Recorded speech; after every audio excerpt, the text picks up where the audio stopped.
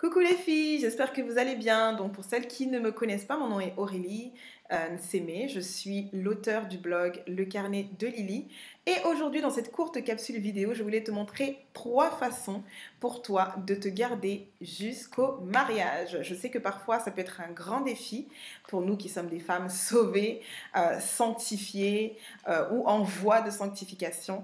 Mais aujourd'hui, je voulais vraiment te montrer ces 3 choses que j'ai appris, que j'ai mises en application qui m'ont aidé justement à me garder. Alors la première des choses que j'aimerais te donner, la première des astuces, c'est de te garder occupé. Pourquoi je dis ça? Parce que lorsqu'on est dans l'oisiveté, en tant que célibataire, en tant que femme célibataire, tu es dans l'oisiveté, tu fais rien de la journée, c'est facile que certaines pensées et même que certaines personnes puissent entrer dans ta vie parce que tu t'ennuies, ok? On est des femmes, ok? On est des êtres humains. C'est sûr qu'on peut avoir certains besoins, on peut avoir certains désirs. Ce n'est pas quelque chose d'inhabituel. C'est normal pour quelqu'un de ressentir du désir sexuel. C'est encore plus normal lorsque tu es dans une relation, tu as des sentiments pour la personne et tu te dis oui, mais comment je fais pour me garder, etc. Alors vraiment, je te dirais, restez occupés. De votre côté, chacun d'entre vous, que ce soit toi, que ce soit ton copain, ok, pour celles qui sont en couple, apprenez à vous occuper. La deuxième des choses, c'est d'être focalisé sur la vision. Je rencontre beaucoup de personnes qui n'ont pas nécessairement de vision. Donc, quand tu n'as pas de vision, la Bible nous dit, le peuple qui n'a pas de vision, il périt. Sans vision, le peuple va à la dérive. Donc, quand on n'a pas de vision, en tant que femme célibataire, c'est facile de rentrer dans toutes sortes de choses. C'est facile d'avoir un copain qui se présente, d'avoir un homme qui vient nous draguer, ou même un copain qu'on le fréquente depuis quelques mois, depuis quelques années. Et c'est facile de tomber justement dans toutes sortes de choses, d'embrassades, de toucheries, de toutes sortes de couchage, etc. Pourquoi? Parce que on ne voit pas plus loin qu'aujourd'hui.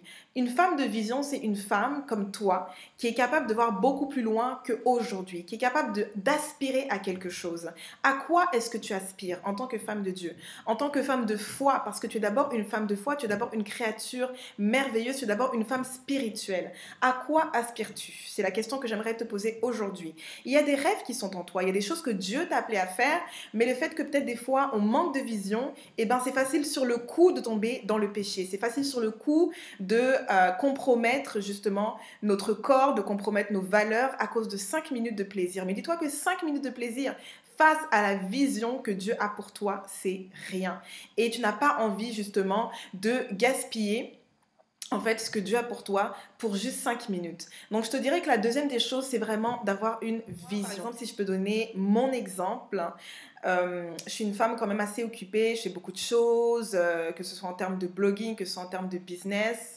Je suis aussi entrepreneur, je suis super impliquée au niveau de mon église MCI Canada. Donc tout ça sont des choses qui m'aident à rester occupée. Je suis tellement occupée que j'ai pas le temps d'aller à des dates n'importe comment avec n'importe qui, ça m'intéresse pas. Parce que je suis vraiment une femme passionnée, je suis une femme qui a du drive. J'ai une vision que Dieu m'a donnée, ça fait de cela quelques années. Et même si aujourd'hui je ne la vois pas encore pleinement manifestée, je suis en train de travailler justement avec le Seigneur pour que cette vision se manifeste.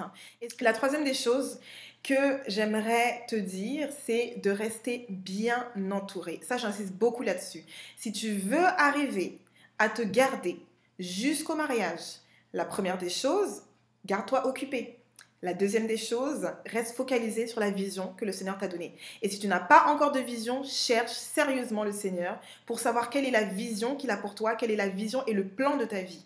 Parce qu'en tant que femme, nous sommes appelés à visionner. Nous sommes des visionnaires. Et c'est ça qui va même faire la différence demain dans le foyer que nous allons bâtir. Et la troisième des choses, c'est vraiment d'être bien entouré. Ton environnement fait toute la différence. Donc ça va faire 5 ans. C'est beaucoup, me diront certains, mais je ne l'ai pas vu passer ces 5 ans d'abstinence. Je ne me réveille pas en me disant « Oh mon Dieu, aujourd'hui, je ne sais pas comment je vais faire, j'ai des besoins sexuels. » Non, parce que je ne le sens même plus tellement je suis dans le plan que Dieu a pour moi. Donc c'est pour te dire que ce qui m'a beaucoup aidé aussi, c'est d'avoir les bons amis, c'est d'avoir le bon environnement, c'est d'être en mesure de parler à une amie quand je voyais, parce que c'est sûr, on est des êtres humains, il y avait des fois où peut-être ça chauffait. Là, j'avais besoin de parler à quelqu'un, donc je parlais à une amie qui, elle, est mariée. Ou des fois, même si la personne n'est pas mariée, mais je sais qu'elle est sanctifiée, je sais qu'elle cherche la volonté de Dieu, qu'elle n'est pas dans toutes sortes de choses. Donc, sache à qui tu parles en fait. Fais attention à qui tu parles, à qui tu ouvres ton cœur par rapport à tes combats. Ça, c'est très important et entoure-toi bien. Mais tu sais, bien s'entourer, ma chère, ça te demande d'être intentionnel. Il faut vraiment que tu sois intentionnel à être bien entouré. Il faut vraiment que tu sois intentionnel à chercher Dieu, la face de Dieu et à chercher ta mission de vie, à découvrir réellement qui tu es, ton identité, parce que tu es une femme de valeur et tu as énormément de prix aux yeux de Dieu. Et la troisième des choses, c'est qu'il faut vraiment que tu sois intentionnel à rester occupé. Pas une mauvaise occupation, on va dire être fructueuse. À rester occupé dans les choses de Dieu, à rester occupé à servir le Seigneur, à donner l'excellence dans tes relations, l'excellence au travail, l'excellence dans tes projets. Peut-être que tu es une businesswoman, peut-être que tu es une entrepreneur, peut-être que tu es une salariée. Peu importe, que là où tu es, tu donnes tellement l'excellence, tu te donnes tellement à 100% que non seulement Dieu est glorifié, mais qu'en plus de ça, tu n'as même pas de place pour l'oisiveté ou la paresse dans ta vie.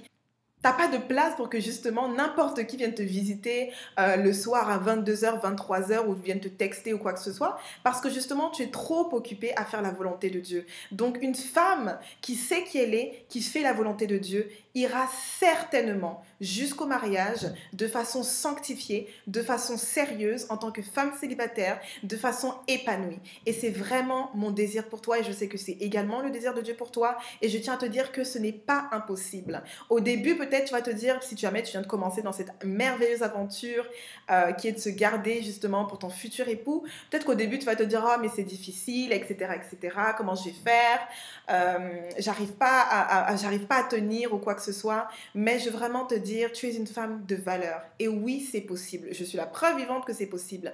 Ce n'est absolument pas parce que je suis super spéciale, parce que moi, Dieu m'a donné des pouvoirs surhumains pour résister à la tentation ou quoi que ce soit, parce que tu sais quoi, la tentation, elle sera toujours là. Au quotidien, il y a de la tentation. Il y en a certaines, la tentation, c'est des hommes, il y en a d'autres, la tentation, c'est au niveau de la masturbation, c'est au niveau des images sexuelles qui se baladent un petit peu partout sur Internet ou sur Facebook, c'est au niveau peut-être des couples mariés que tu vois, toi, tu aspires tellement à ça, tu commences à trembler. Donc, la tentation, elle est partout. Des fois, même dans les paroles que les gens vont te dire, dans tes amis, peut-être, il y a des paroles que tes amis vont te dire, etc.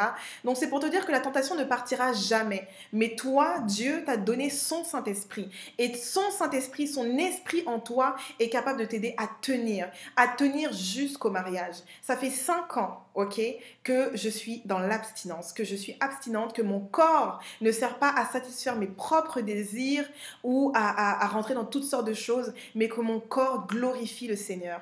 Et toi aussi, tu peux arriver à ce stade-là. Ça ne te demande pas un pouvoir surhumain. Ça te demande d'arriver à mettre les bonnes limites. Il faut établir des boundaries, des limites comme on dit, et il faut aussi que tu sois intentionnel, à rester occupé, à rester fructueuse, à te donner à 100% dans ce que Dieu a pour toi, dans son ministère également, et aussi à être focalisé sur la vision que Dieu t'a donnée. Parce que lorsqu'on n'a pas de vision, c'est facile de tomber aujourd'hui. Mais lorsqu'on a une vision pour le futur, demande à tous ceux qui sont mariés, qui sont bien mariés, qui ont une vision pour le futur, ils te diront c'est ça qui nous a aussi aidé à tenir. Parce qu'on savait que non, on a un objectif et cet objectif-là est tellement proche, on ne veut pas arrêter, on ne veut pas tomber aujourd'hui parce que demain, on sait ce que ça va produire comme fruit. Et c'est ça, et vraiment, ton entourage, ton environnement fait toute la différence. Si tu es une femme qui veut te tenir, qui veut marcher en tant que femme sanctifiée, qui veut garder ton corps, veille à qui marche avec toi. Ce n'est pas tout le monde qui est appelé à marcher avec toi.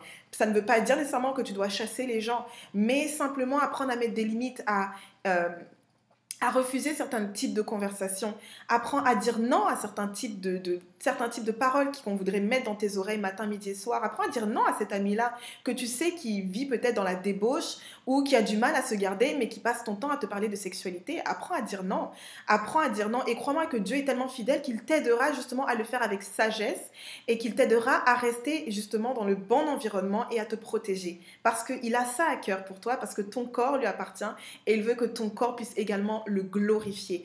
Et tu sais quoi? Avoir une vision, mais sans être en mesure de dire, mais mon mari, là, si demain on devait se rencontrer, est-ce qu'il aimerait me trouver dans cet état-là où je donne mon corps à n'importe qui? Non, quand tu es une femme de vision, tu vois toutes ces choses-là. Et tu te dis, je veux me garder, je veux tellement me garder pour cet homme-là que Dieu a pour moi. Je ne veux pas que cet homme-là me trouve en train d'être distraite, en train de donner mon corps à n'importe qui. Je veux me garder. Donc la vision, c'est en termes de ta mission de vie, oui, mais c'est aussi en termes de ton futur mari. Parce que ton futur mari, ce n'est peut-être pas la personne que tu côtoies aujourd'hui, ou la personne que tu regardes de loin aujourd'hui quand tu vas à l'église, ou quand tu vas au travail, ou peu importe. Ton futur mari, c'est la personne que Dieu a pour toi. Mais en attendant que cet homme se présente dans ta vie, qu'est-ce que tu fais? Comment est-ce que tu vois les choses? Quelle est ta perspective des choses? Et comment est-ce que tu te gardes occupé? Je suis super heureuse de te retrouver sur ma chaîne YouTube et j'ai très hâte de continuer à partager des superbes astuces pour t'aider à toujours plus te développer, à toujours plus t'épanouir en tant que jeune femme. Que Dieu te bénisse et on se dit à très vite.